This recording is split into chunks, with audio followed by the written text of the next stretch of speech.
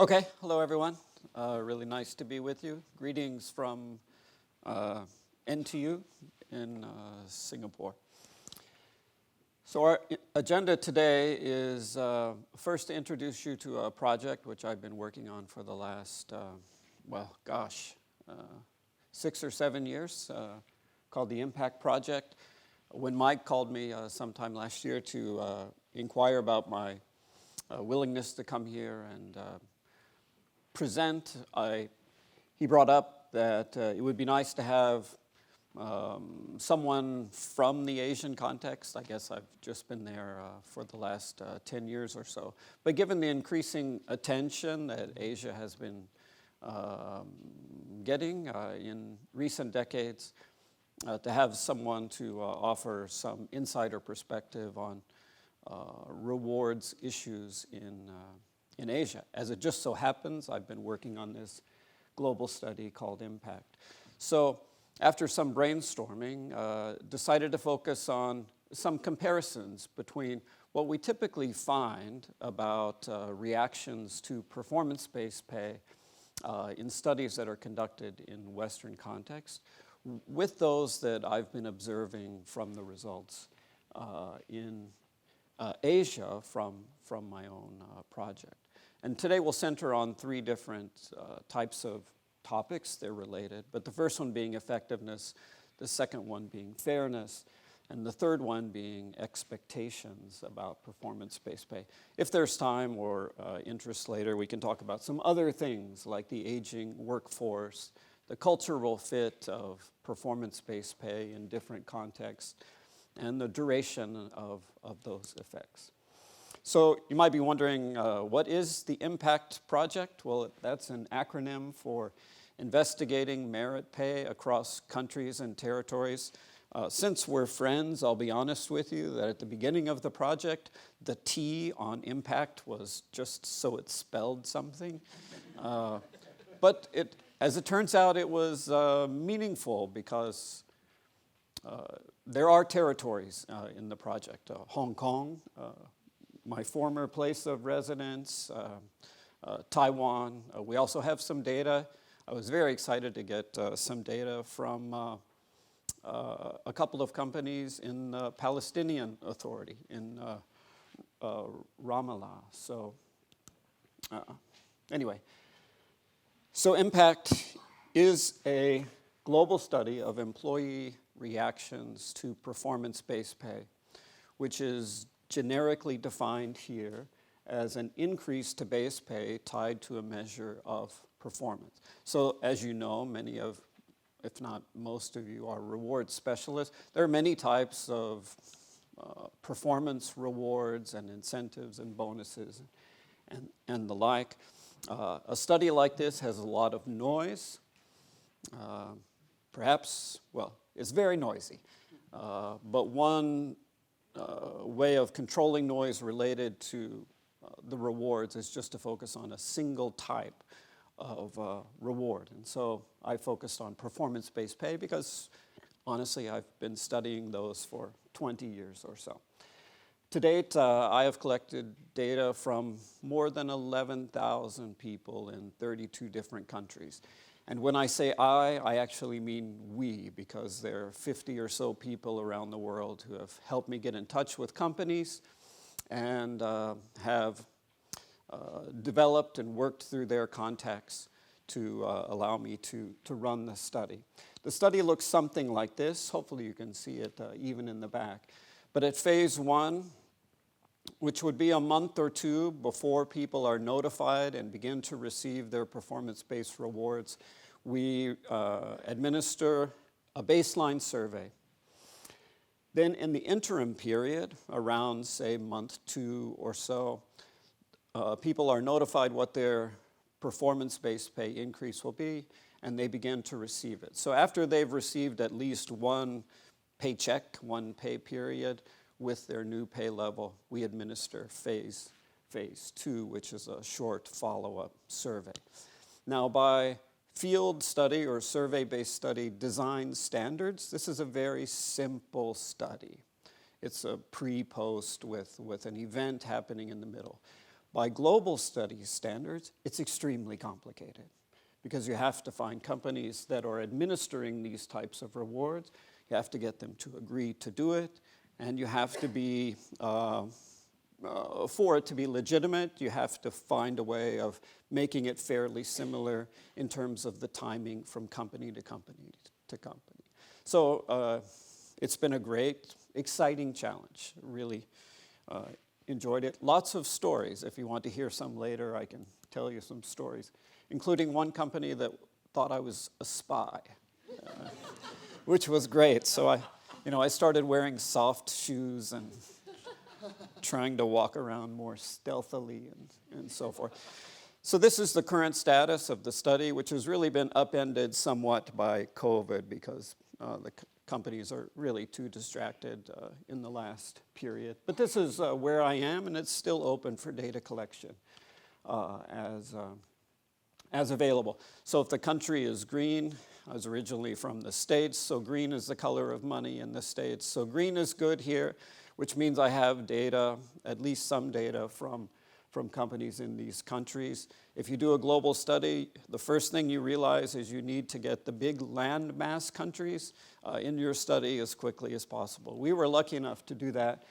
So we have, Canada and the States and Brazil. We were able to get some data from Russia 3 or 4 years ago, China and India, and so forth. There's a little bit larger map of Europe.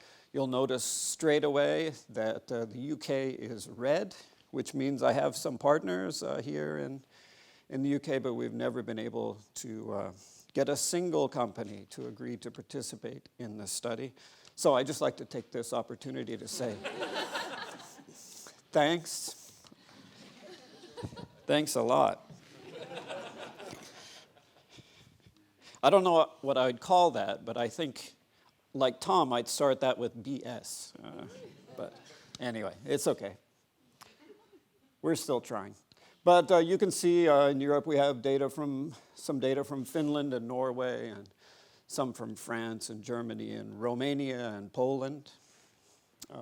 But it's been a bit of a mixed bag. We've done very well in Asia. There's a lot of respect for the professor in Asia, and companies have been eager to participate. These are some just brief descriptive statistics. I'm not going to present a lot of numbers, but I just want to show you kind of a snapshot of the types of pay increases that we observed. So as you would guess, in fast-growing economies of Asia Plus, let's say, the typical pay increases were larger than they are in the more stable, maybe more mature economies like Japan and so forth. On the right-hand side is the increase minus the inflation rate at the time of the data collection. So you can kind of gauge sort of the real gains or not. These are some of the numbers from the Asian countries, examples, and these are from, I suppose, the West Plus, if you go down as far as Peru and Brazil. So in France, Germany, rather modest average increases, higher in Romania. Peru was quite a bit higher. Brazil had an inflation rate of 9, basically, at the time of the data collection. So they essentially gained nothing there. Norway was the only one of these example countries with where their average increase didn't meet the rate of inflation at that particular time. Okay, so here are some of the points. First, I think from preliminary analysis, performance-based pay is or can be effective in Asia, but the reactions that we are observing in the study are different than the typical reactions that we have found in past studies in Western contexts. Let's start with performance in Western context. So a typical finding in a Western context is there is a performance-based pay sweet spot, and let me explain what we mean by that. So at least from a psychological perspective, there's a general assumption, or historically there's a general assumption that larger increases will result in more positive reactions. And there's also been a general assumption that this was monotonic. More is better in terms of a reaction like effort or affect or satisfaction or something like that. But what is observed in our studies and others is that at low levels of increases, the typical reaction is apathy rather than some negative reaction. Many of these studies are grounded in notions that have an origin in psychophysics, the study of minimum thresholds, for example, in the brightness of light or the loudness of sound. So I assume in this beautiful room that there is some very sophisticated dimmer switch on the lighting. So if I ask you just to sit there and think about the brightness of light, and I ask the producer at the back of the room to turn up the brightness in very, very small micro increments, there would be some range where the light was actually getting brighter, but because of the capability of the human eye, we couldn't detect it. But at some point, we would begin to say, as these increments increase, it is a little bit brighter now. So this model has been applied to increases in pay. So what is the point? What is the pay raise percentage amount where people would begin to say, that makes a little bit of a difference.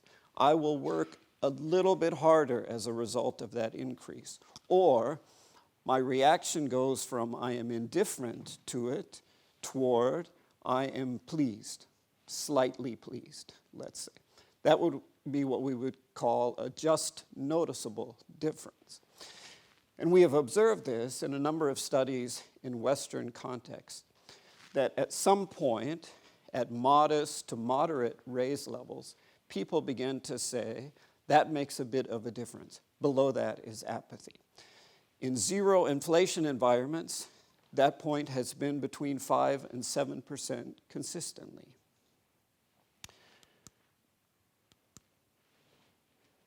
Going back to our general assumption of this monotonic relationship, there's also the question of what happens at large increase amounts. And what has typically been observed is also some upper threshold. So at the low level, we would have increases that are, at least in terms of reactions, meaningless.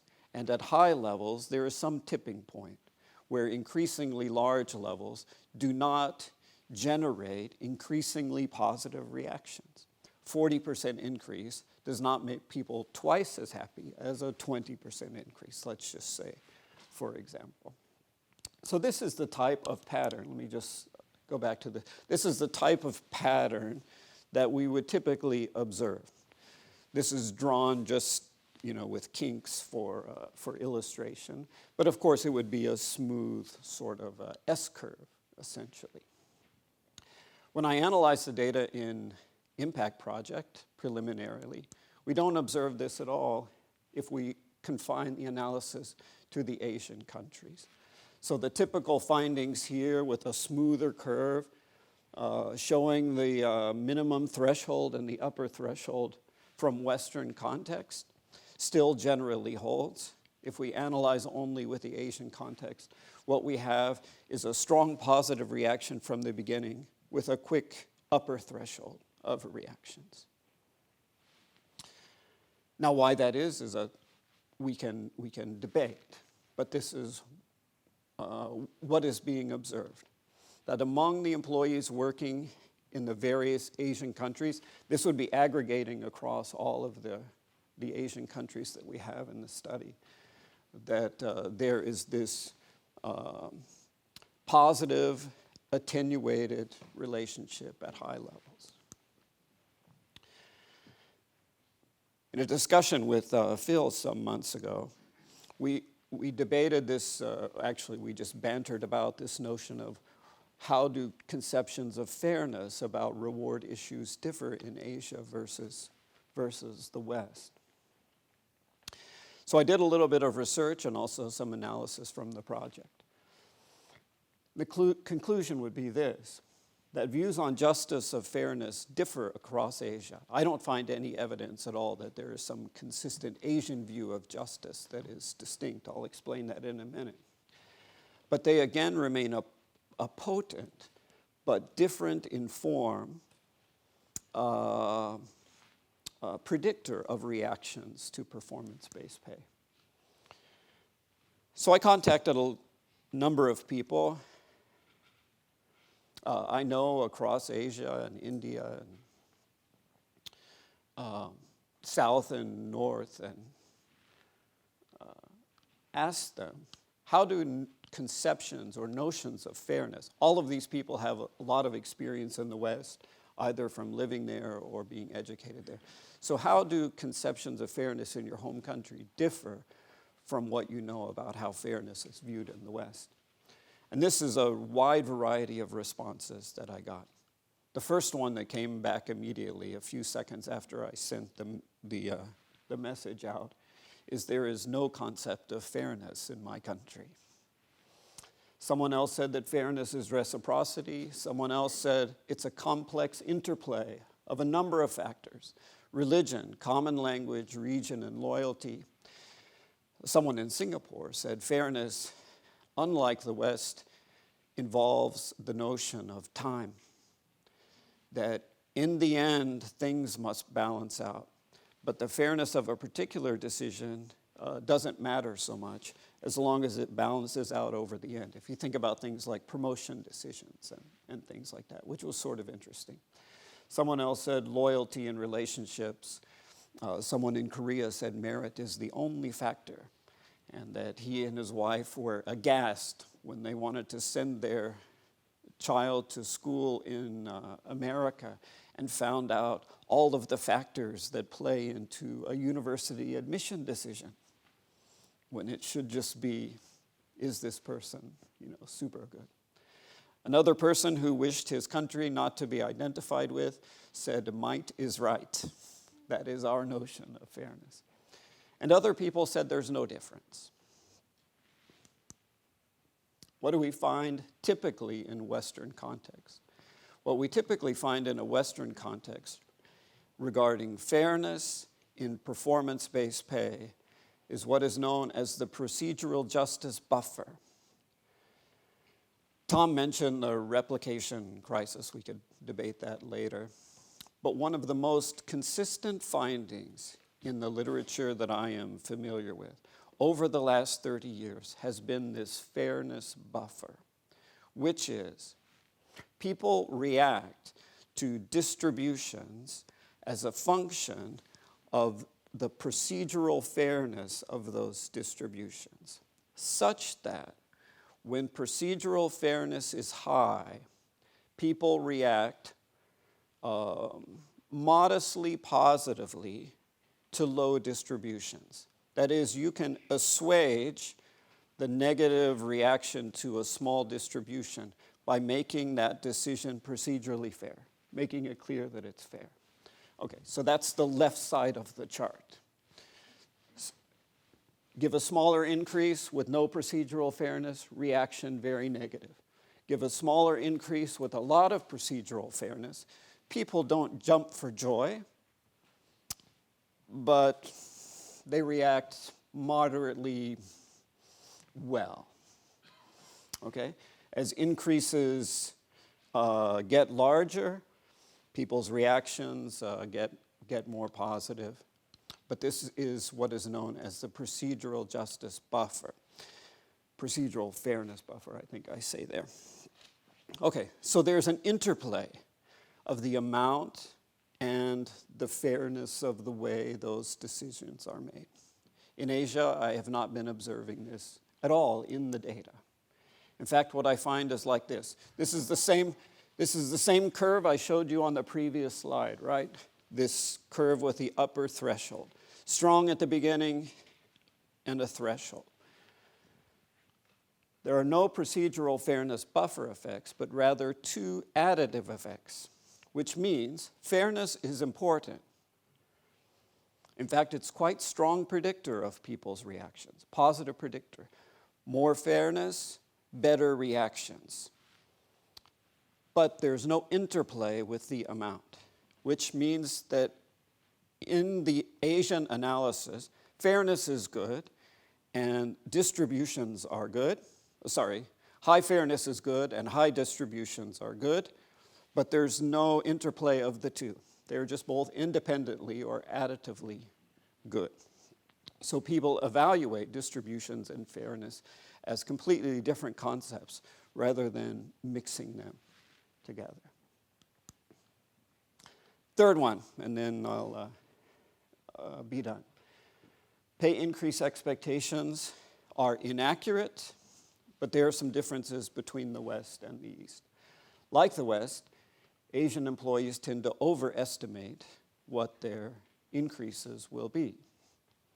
This is a well-known bias, but unlike the West, Asia employees underreport the increases they actually get. These are data from Impact. Looking at the Asian countries, the over-expectation was 4%. That is, we ask people at phase one, how much do you expect to get? Then we compared that to what their actual increase was. The average expectation was 4% higher than the actual distribution. In the West, it was fairly similar, 3.75 over expectation. At phase two, we asked them, how much did you actually receive? In the Asian countries, that was 1.27% below what they actually received. And in the Western countries, that was getting close to 1% above what they actually received. So if you think about the Asian context, there's a gap here of 5.3% inaccuracy in expectations. So why is that important? It's important because reactions to under and overmet expectations are very difficult to predict. Here's why.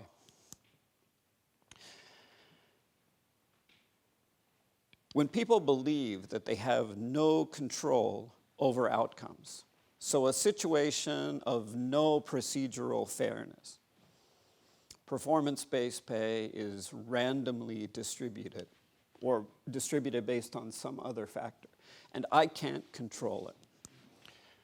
When people's expectations are undermet, that is, I expect 5 and undermet. I get less than I expected in a situation where I had no control. What happens in these situations in terms of people's reactions? Well, here we find that people's reactions are muted. This is a situation I had no control over. You asked me how much I expected. I got less than that. What can I do? I throw up my hands. It's hopeless. So my reaction is ambivalence or mild disappointment. In a situation with no control, and I get more than I expect, people tend to be joyous and jubilant. This is a lucky situation. I experience euphoria. I've won the lottery. 1987, I was a university student, home in the summer visiting my parents. Some cousins came over for a short visit. While they were there, their father called and said he had just won the lottery, $6 million. He had no control. His expectation was overmet, and I can attest to the fact that there was euphoria. Some like Bulgarian dancing in the kitchen and so forth. We found out we were not a close family. Yeah. You know, not to. Yeah. You get it. Why not design a pay system like that? Nobody is disappointed, and a few people are euphoric. It's funny, but companies have tried it. United Airlines tried it just 2-3 years ago. They did away with their bonus system. They implemented a lottery.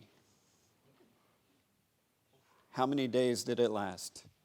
6 days it lasted. People went crazy. The reason is justice, control is important, right? So, I mean, look it up on Google. It's kind of funny to read about. When people believe that they can control outcomes, we get different reactions to unmet expectations.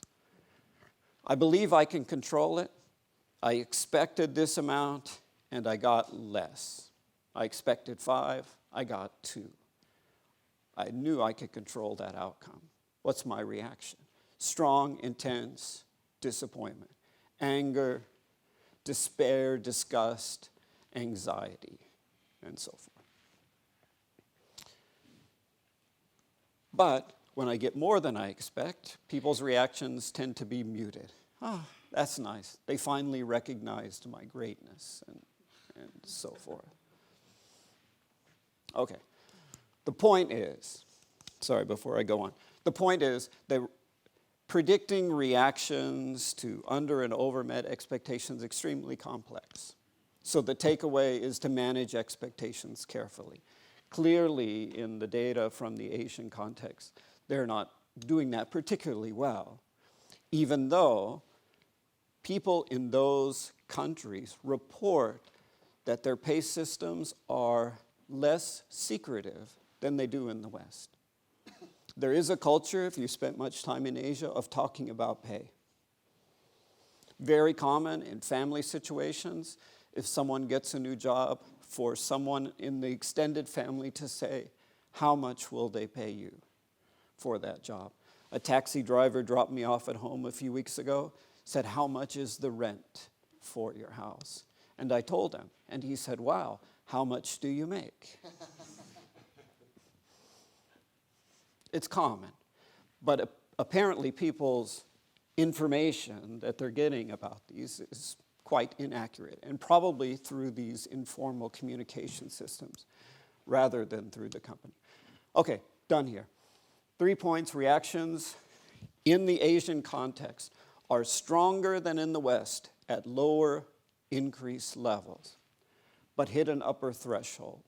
And so the question becomes, what are the appropriate range targets for maximum impact in our reward system?